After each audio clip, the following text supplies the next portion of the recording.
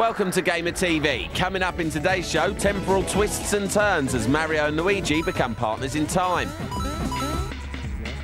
Find out how the US Army plans to recruit from the bitmapped battlefield. Only in today's Army. And forget the GI diet, scop yourself silly in Pac-Man World 3. This is serious, Pac-Man. But first, brain-bending espionage with the Psychonauts.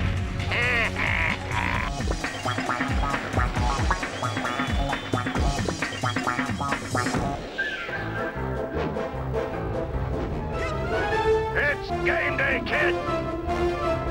Initially, Psychonauts appears to be a straightforward platformer, but scrape beneath the surface and a gem of a game is revealed. The action begins in Psychonauts Boot Camp, a psychic summer school if you like. Here, strange spoon-bending kids are trained to become psionically armed operatives. Imagine James Bond crossed with Uri Geller. Scary.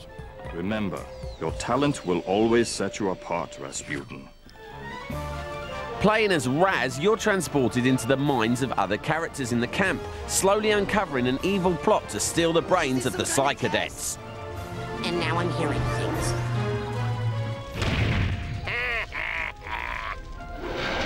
As the action hots up, our hero does battle with a host of inner demons. These are naturally found inside the minds of some disturbed individuals.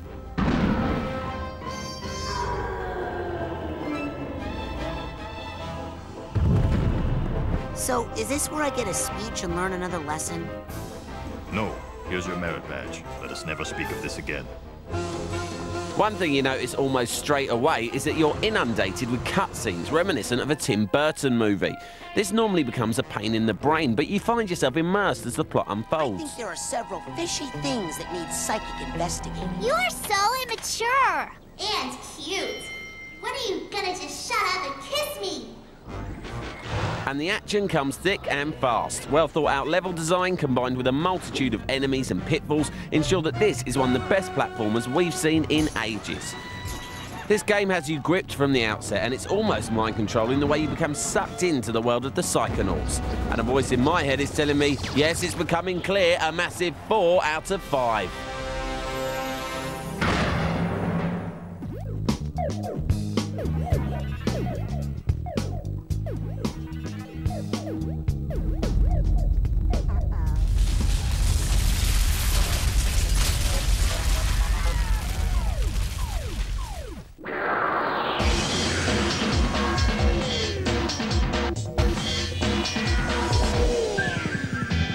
The US Army has experienced recruitment problems in the last few years, so they've enlisted games developers to help the military appeal to a new audience.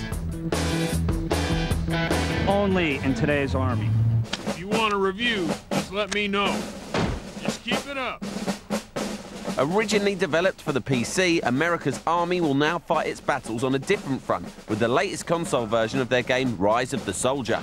The whole venue of video games has been absolutely a very successful way for us, the Army, to communicate with young America, 5.5 million registered users. This is a very successful phenomenon, and we know that on the PC side, we've tapped into a thirst for knowledge about the Army. A lot of people can say that, oh, here's a person that spent maybe 4 years in the Army. They may be able to advise you about the Army of that time in that particular window, but again, since we are the Army, we have access to the Army and all the subject matter experts. We really work with the Army. They help us make sure everything is authentic and realistic. This is down to the weapons, the uniforms, the dialogue the soldiers have in the ground. It's the different mission types that they do, what they would do, what they wouldn't do. All of this just trying to make it as authentic as possible. We, the Army, bring authenticity to the America's Army brand, and that extension into console, I think, will be very popular with console players and others as they seek out information and experiences with the Army. It's a little heavy to just sit here and hold, but once it starts firing, it'll hold itself right up and you can put real effective fire. Wow. Even at short distance. But the military's cooperation didn't end there. The developers were packed off to Fort McClellan in Alabama to experience Army training firsthand. You know, we teach them how to shoot from around cover, over cover, underneath cars, things like that. In Special Forces, we train people in military tactics. We teach them how to do this. And that was a big part of what I was doing with them, was teaching them this is how we really do it. And then from there, we worked together to find a way to bridge that into a fun game. We've had a lot of really great experience working with the Army. We've had an opportunity to go and visit and do some actual shooting and training with them. So as a direct result, we've been able to really focus our targeting system to be as realistic as possible in terms of your sighting, where you're sighting, and how the weapon appears on screen. The approach that we're taking is the game will get you to kind of the general area and that you need to be in terms of targeting, but it's up to you and the player and the skills and your experience to do some of the finer points. Virtual violence with official sanction then. Rise of the Soldiers will appear on consoles later this year.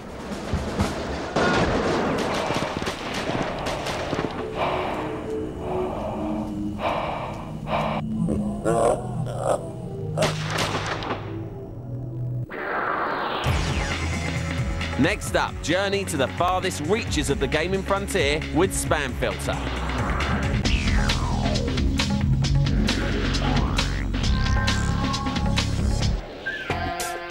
Could Halo's Master Chief sabotage the launch of the PlayStation 3? Microsoft Supremo Bill Gates quipped that when the PS3 launched, it will walk right into Halo 3. The Master Chief's exploits are of course exclusive to the Xbox and now the 360.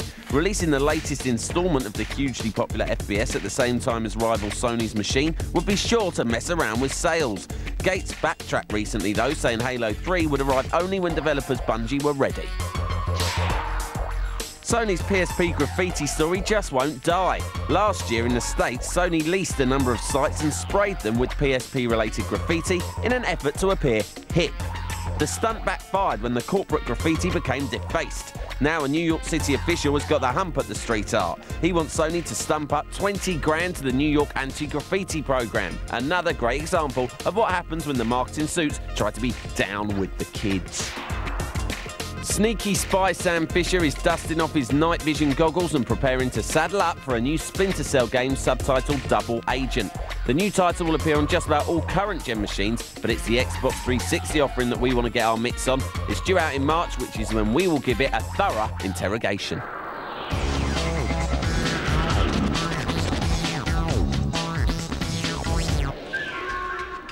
Lock, load, and get ready for Black.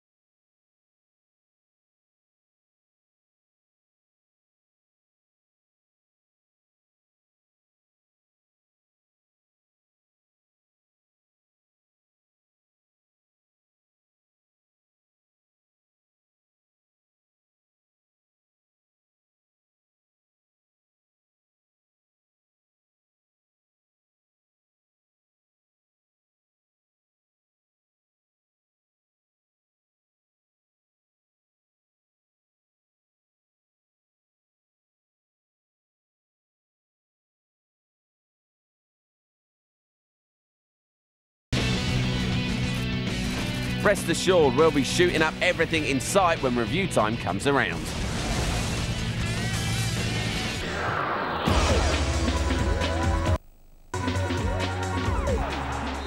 Still to come, scrum down with EA's Rugby 06. We ain't scared of no ghosts, Pac-Man's on our side. What do you want this time? And Mario trips through time on the DS. That's all after the break.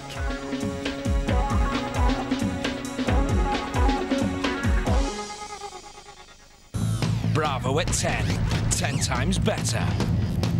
Frightening. Intense US drama. Fine, thank you. Potent.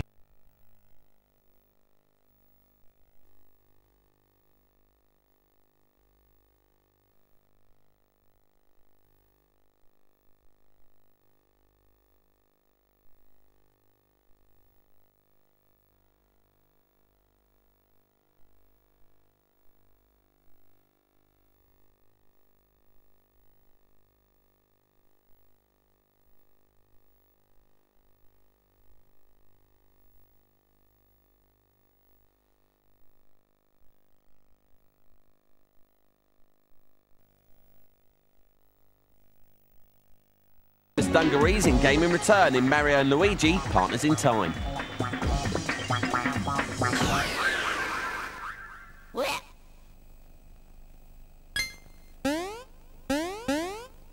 Nintendo's double-screened handheld has quickly built a library of quality games, but one genre that hadn't been dealt with was the RPG. Who better than to blaze a role-playing trail on the DS than their own mustachioed mascots? As the follow-up to the GBA Superstar saga, Mario and Luigi Partners in Time again takes the plumbers away from their usual platforming environment and chucks them into an adventure-filled world of turn-based battling and fiendish puzzles. As usual, they're out to rescue Princess Peach, who's in trouble yet again. While experimenting with a newly invented time machine, she's captured by the Shroobs, a race of evil alien mushrooms. It's time they locked her up so she can't get into these predicaments.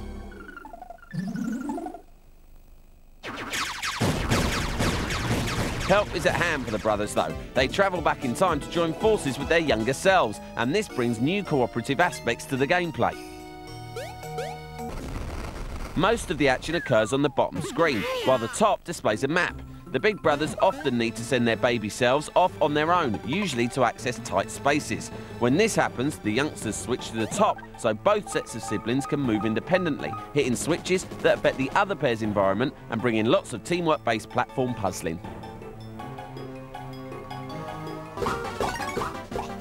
Battles also feature lots of teamwork, with moves that get all the gang involved. Each brother has a designated face button, and well-timed presses result in extra damaging attacks. Even if RPGs aren't your thing, you should give Partners in Time a go for its long-lasting challenge and highly entertaining gameplay. This is one of the DS's must-have titles. We'll give it 4 out of 5.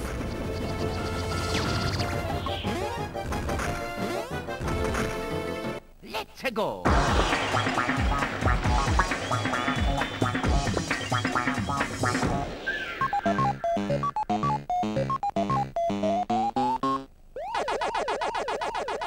A nostalgic trip into 1980s gaming. A visit to the local arcade with a pocket full of change and a desire to munch pills and eat flashing spectral beans. It is, of course, the legend that is Pac-Man. 25 years on, and the retro gaming star is still going strong. For his 25th anniversary, the little yellow fellow has been revived in Pac-Man World 3. The evil Dr. Irwin has found a way to open a portal into the spectral world where the ghosts live. As is typically the case with madmen and cross-dimensional portals, things haven't gone smoothly. Leaky portals allow the elements of the ghost world to bleed into the real world, and Pac-Man's in charge of clearing up the mess. Pac's enemies of old pop up too, this time as guides and helpers. This is serious, Pac-Man. Irwin is so hungry for power that he's siphoning energy from the spectral realm. Pac-Man must, surprise, surprise, munch power pellets, eat his weight in fruit, and see off a whole variety of baddies. And for an aging game star, this little fella's still fairly agile, jumping, swinging, and even flying around the vast levels. Included on the disc are a bunch of extras to celebrate the anniversary. Enter the museum and look back across Pac-'s history. Find out some facts about the little hero in an interview with Pac-Man's creator. And even jump into the old arcade game and relive the 80s. And that's when we realised the major flaw in this Pac package. The retro game is more fun to play than the Pac-Man World 3. Don't get me wrong, the game looks great, but the gameplay wow factor is missing. After a while, you're screaming. Forget the 3D spangle and give me 2D pill munching. That's why Pac-Man World 3 gets a disappointing 2 out of 5. Now, if only I could find a friendly ghost to tell me which way... Eureka!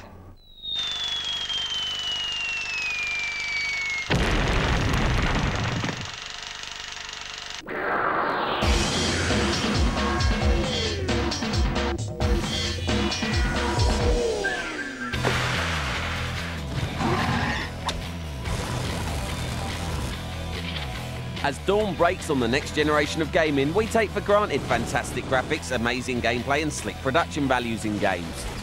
This does cause a problem for the developers. What to make next? Another racer, another shooter, and then it hits them. Take something old and make it look new. Winner! So here is Gamer's Guide to the top 3 game remakes.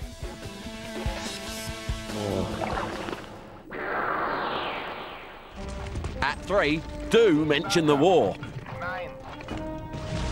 A game called Wolfenstein 3D really kick-started the whole FPS genre. It was put together by a bunch of guys at a development studio called id. It was distributed via shareware, so people just kind of, you know, gave it to their friends and said, "Oh, play this, it's great."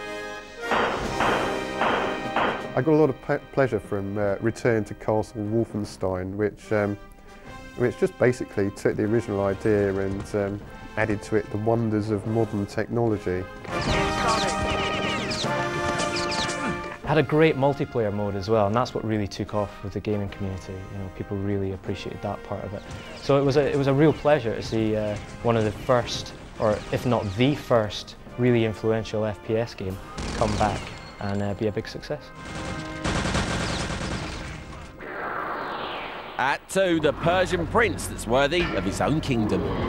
You'd have to say that the modern Prince of Persia games are very good remakes of a very good game.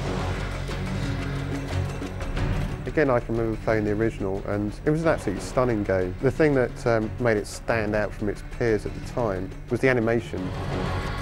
There were some little signatures, like you were always having to leap over pits with big spikes at the bottom, and if you didn't get it right and you fell in a pit, you get a bit of blood and these spikes sort of sticking through your chest.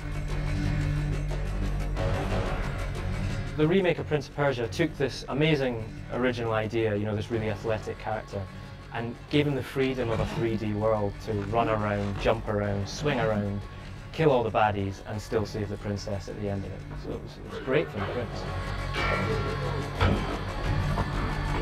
Interestingly, the very latest Prince of Persia game, it's gone a bit sort of darker. He now has an amazing fighting engine as well, where typically he's using 1 or 2 swords. Prince of Persia is tipped to be one of the top games, and it certainly deserves to be. It's a fine effort indeed.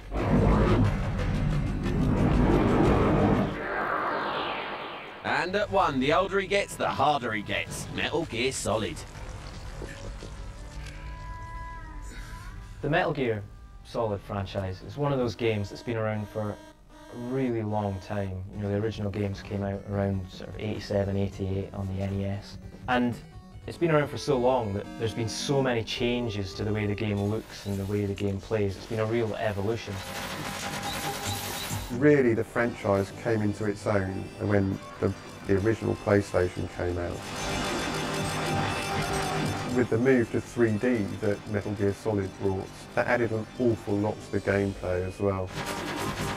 And now for future Metal Gear games, they're looking at doing online multiplayer. That's going to be great. It's going to add a real tension to the gameplay. So the Metal Gear Solid series has been remade so many times, but every time it's giving something new to the franchise and giving something new to the gamers. And that's the kind of remakes we want.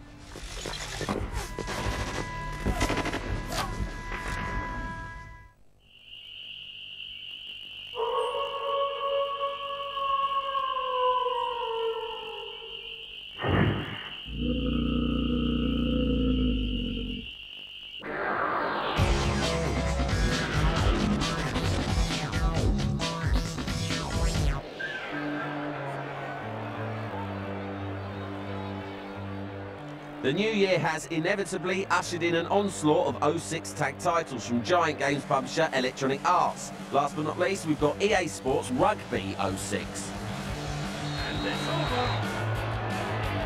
It's a turnover. It's advantage to a powerful serve.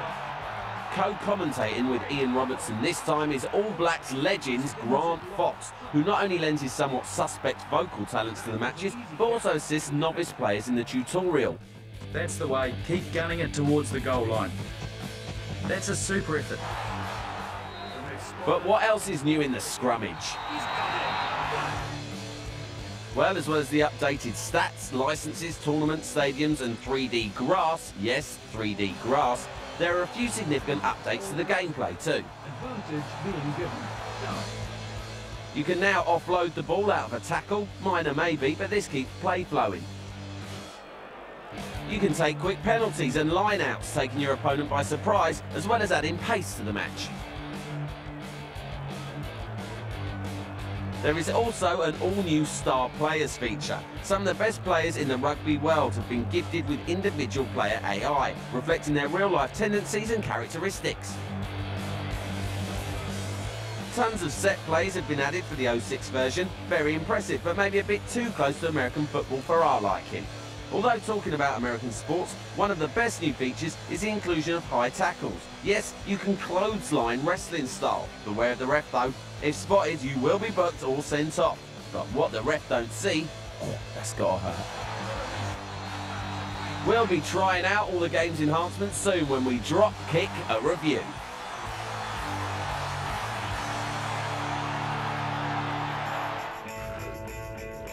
We've been playing with our egg-shaped ball for long enough, but join us next time for more Gamer TV.